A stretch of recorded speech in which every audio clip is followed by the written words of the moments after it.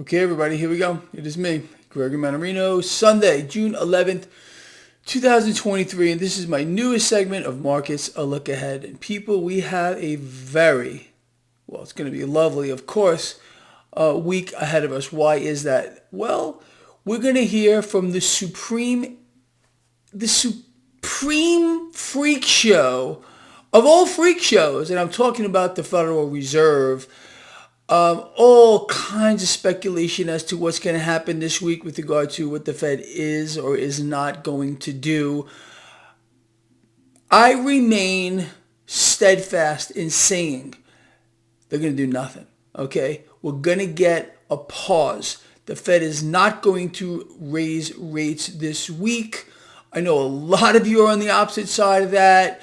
Okay, look, in the grand scheme of things, what does it matter? Let's put that together real quick. If in fact, let's just say the Fed does not raise rates, will the market like it? Probably. I'm talking about this freak show stock market, but it depends on what comes out of its mouth after. It's the conversation afterwards. If the Fed does raise rates, the market's not going to like it. And you know the situation. We are in a Joe Biden-stein, mummy man, Frankenstein re-election campaign cycle. Now, what they do generally during these kinds of events, if you look back on history, is they prop up the stock market to keep people happy and giddy and wanting to re-elect whatever freak that they decide to put behind the Resolute desk. With that said, let's just take a look over at this debt market here as of late. We watched a significant sell-off occur over the last several weeks. Bond yields rising. MMRI higher. Market getting a little bit spooked. All of a sudden, a miracle happens out of just nowhere. Well, you and I kind of assumed that this would happen because they're not done yet. All of a sudden, the entire yield curve starts to drop. 10-year yield falls. Relative strength of the dollar comes down. MMRI also dropping. And what did that do? Push cash into the stock market. It goes higher. But to me, when I look at this stuff, and I'm hoping this is you as well, you're realizing what's going on here. We have a global debt market, which is, what is it? It's a ticking time bomb. It's just a matter of when this thing goes off. And what central banks are doing collectively, none more so than the Fed, is continue to prop up the debt market. By propping up the debt market, it's keeping the stock market, again, in la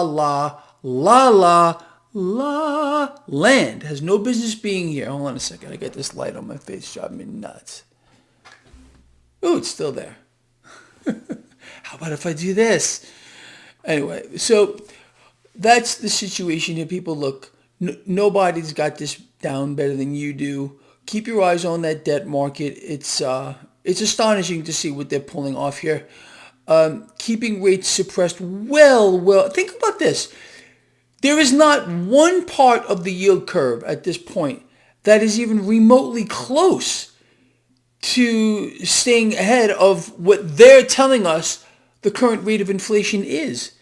And who in their right mind in this environment would be buying all the debt? Well, it's only one entity. It's the central banks. It's not people like you or me or even institutions. It's the Federal Reserve. And the central banks here are determined to keep this going. I have a piece I want to read to you in just a little bit on this global debt crisis that we are clearly in.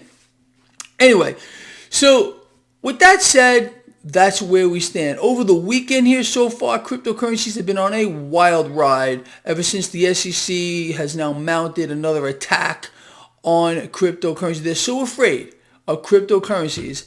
Again, it's such a small market that that should tell you something. It really should, in my view. We've seen cryptos take a pretty wild ride as of late, but that's not anything new. Very volatile, but as of late, I think there's going to be an opportunity here, and right now probably is an opportunity to add to your cryptocurrency holdings. Anyway, it's just my opinion. You're allowed to have yours, and I do hope you do your own research on this. So, last week, let's just cover a few things. A lot, in fact, every single propaganda ministry, we're talking about CNBC, Fox Business, Bloomberg, they're floating out the freak show, talking about food insecurity, food shortages, resource problems, all this stuff that you and I knew or know is going to manifest itself in a much worse way moving forward. We also understand there's all this discussion. I'm writing this stuff down here earlier with recession, depression, where are we going? Oh, the economy's strong. Oh, no, it's not. You and I realize, look, we're in free fall. And this is not just a phenomenon here in the United States. Now, here's the newest thing is aliens. I'm not making this stuff up. So you got a lot of coverage from the media. They're trying to raise some kind of fear, real or not, about aliens. Okay, I think a lot of you are probably laughing, but because you knew this was going to happen. This was going to be the next phase here of a crisis campaign. Again, the entire system must operate from crisis to crisis to crisis, expanding wars and debts and deficits and everything else. But we have to keep funding these things as part of the mechanism to keep central banks in power. You know that. You remember the panic that was going on with Janet Yellen and other people? Oh, we got to do something. Oh no. Because again, if in fact there would have been a U.S. debt default, if in fact we could have prevented the Federal Reserve from issuing $1 single of debt in the form of currency or anything else, the central bank would start to die. Well, Janet Yellen, being a former Fed chair, realized this more than anybody else, that they can't allow that to happen. They have to keep empowering the Fed and central banks by calling on them to issue more debt, and they are more than happy to oblige. So we got food insecurity, recession, depression talks, and we got aliens, and a whole bunch of other things here that obviously that are going to be thrown at us. Now, with that said, understanding the current situation, I want to read something to you. And not only do I want to read something to you, I want you to have this if you don't already. I sent this out yesterday in my newsletter, which is free to all of you. Let me say something real quick. I want to apologize to those of you who do subscribe to my free newsletter. It has been swarmed lately with trolls who take advantage of it because it's free. I put that out, my free newsletter, as a platform for all of you to get together, as well as the chat room on my website, traderschoice.net, link in the description below, so people can get together and discuss things and stay ahead of the curve. But there are those people who seek to subvert all this, and they don't want, I guess they're not into people, trying to establish a platform where people can interact for free. So they take advantage of it and they try to disrupt it, and I do want to apologize for that. All right, anyway, with that said, I do try to block these people, and the moment I block them, they come right back. A lot of these people are using a VPN device or something along those lines. But anyway, let's get back to this, okay? Because read that title. That's a fact, all right? And it's perpetual. Now, I want to cover this with you. I want to ad-lib this, and again, this is in your inbox if you do subscribe to my free newsletter. If you don't, please do subscribe. It's free, and you can get your own copy of this. And I want you to share this because this is information you're not going to find anywhere. All right, so title, Global Debt Crisis, You Are in One, by yours truly here. As I said, I'm going to read through this and just ad-lib. So there has been no other time in the history of the world, consider what I'm saying, where global debt has risen faster than it is rising today. That's the truth. Moreover, the big secret is this, and you know this already if you follow this blog, no matter how much debt puppet governments pump into the system via the real world government, which is, of course, world central banks, the amount of debt pulled into the system can never be enough. Let's read on.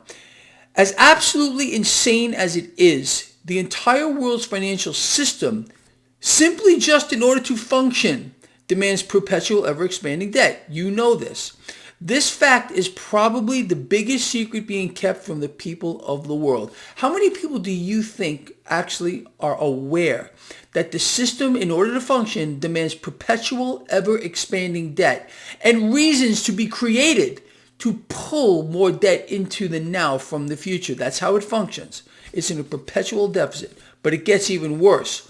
Despite every conceivable effort by puppet governments to continue to borrow cash into existence, the system itself operates in a perpetual deficit, like we just said.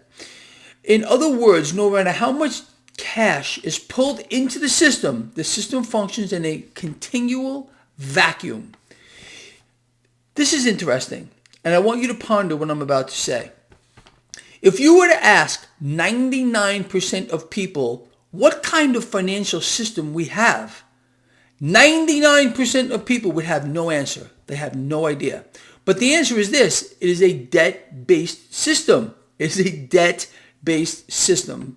99% of the people have no idea. And a debt-based system demands that the debt expands in perpetuity. That's why we can't have a budget, why debts and deficits continue to balloon, why things like the debt ceiling come up. We have to promise to pull more cash into the now. And who supplies all this cash? Central banks do. Here's another question. If you were to ask 99% of the people, what is the product of a central bank? 99% of people would have no answer. Isn't that astonishing? The single and only product of any central bank is debt. And the more debt a central bank issues or is called upon to issue, well, the stronger they become, not the weaker. You remember during the President Trump campaign, his presidency, people were concerned, rightly so, about why he was having the Fed create so much cash as the president before him and the president before him. It's a perpetual state. People were saying, oh, President Trump is trying to bankrupt the Fed. No, it doesn't work like that. The more debt a central bank is called upon to issue, the stronger they become, not the weaker. Anyway, that was a big lie that was being sold to the people, of course, and central bankers are laughing in the back rooms, as they always do. They laugh at all of us. The current world financial system, which is run by central banks, demands ever-increasing debt just to function day to day. We've established that fact. Okay, this fact is a guarantee, listen to this part, that central banks whose sole existence depends on their ability to create debt and therefore inflate will remain at their pinnacle of power. Moreover, their power will grow. Each world leader, okay, of every developed nation on earth must find reasons to borrow more cash into existence than his or her, in some cases, predecessor. Without this mechanism, the entire system collapses. I think we're pretty clear on that too. Ponder what I'm about to say here too. Have you ever thought about why it is that debts and deficits are raging out of control? Or why, in the face of skyrocketing debt, no real cuts to spending ever really occur? Have you ever thought about why it is that there seems to be endless cash available to fund and expand wars? The propagation and expansion of war generates more need for cash to be pulled into the system than any other endeavor on earth. All wars are banker wars. You probably heard that, but that's a fact. Central banks more specifically. The simple fact is this. We don't have too much more to go. The world today is governed by those who run the financial system, the financial markets, and the global economy, central banks. It is these same entities who will see, listen to this, who will see to it that the system always functions in a via crisis to crisis mechanisms. Does that sound familiar to you? It should, because that's how we go today. That's how we work. Crisis to crisis to crisis. With each engineered crisis demanding ever-increasing cash to be thrown at it. Perpetual expanding debt. You understand? They got us by the throat. I'm telling you who the enemy is. It's not you or me. It's not whatever religion, race, skin color, creed. They will convince you that that's the situation. But the situation is, it's central banks who are the enemy. But they want you to think that we are each other's enemy. It's amazing how they have a handle on this. And they continue to push this propaganda via the so-called two-party system, for which we have no two-party system. It's one party. They're working for one purpose, to keep the Federal Reserve at the pinnacle of power. so central banks can continue to govern and rule the earth, because you see, we can't govern ourselves. We're not allowed to govern ourselves. Central banks can't allow that to happen. All right, anyway, perpetual expanding debt has a couple of side effects which are beneficial to central banks. Are you ready to learn what these are? The first is currency devaluation. Every time a central bank issues more currency, the newly created currency has to steal a tiny bit of purchasing power from every other existing bill. As an example of this, look at the value or purchasing power of the U.S. dollar. Since the creation of the Federal Reserve in 1913, the U.S. dollar has lost 98% of its purchasing power. That could be called hyperinflation, people, but you're not supposed to know that. Currency devaluation is positive for central banks as now they must create even more currency to make up for the difference of the depreciating value of the currency. Make sense to you? Currency is debt. This is a self-feeding mechanism which increases the demand for even more currency / debt to the benefit of central banks. They have every single corner covered. The second side effect of perpetual expanding debt is inflation. And open your eyes, people, because that's what we have now. We haven't seen anything yet. Oh, but it was temporary and transitory, but it turned out not to be true. Imagine my shock. As every newly created central bank note lowers the purchasing power or reduces the purchasing power of the currency, it takes more currency to purchase goods and services. Duh. Okay? This effect is made worse by an expanding currency pool, the currency overall. By increasing the amount of overall available currency or the currency pool, you have more bills in whatever form they exist chasing the same, or in this case, a lesser amount of goods. And this is massively inflationary. A central bank power resides in that one thing that you know about already, people, their ability to inflate. They will do everything in their power to continue to inflate.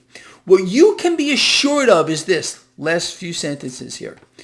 The world as we know it will continue to exist only if more debt is created exponentially. However, once this mechanism reaches a maximum saturation point, everything stops. We get a credit freeze, and this entire thing just ends but fast.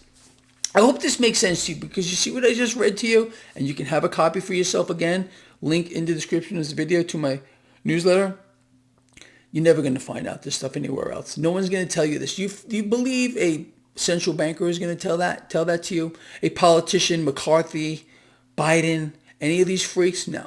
You see, you must be kept in the dark, kind of like how I am in this room sitting here in the dark right now. I didn't mean for that to happen, but it kind of plays into it. Let me just see if I can get a little more light in here. How's that?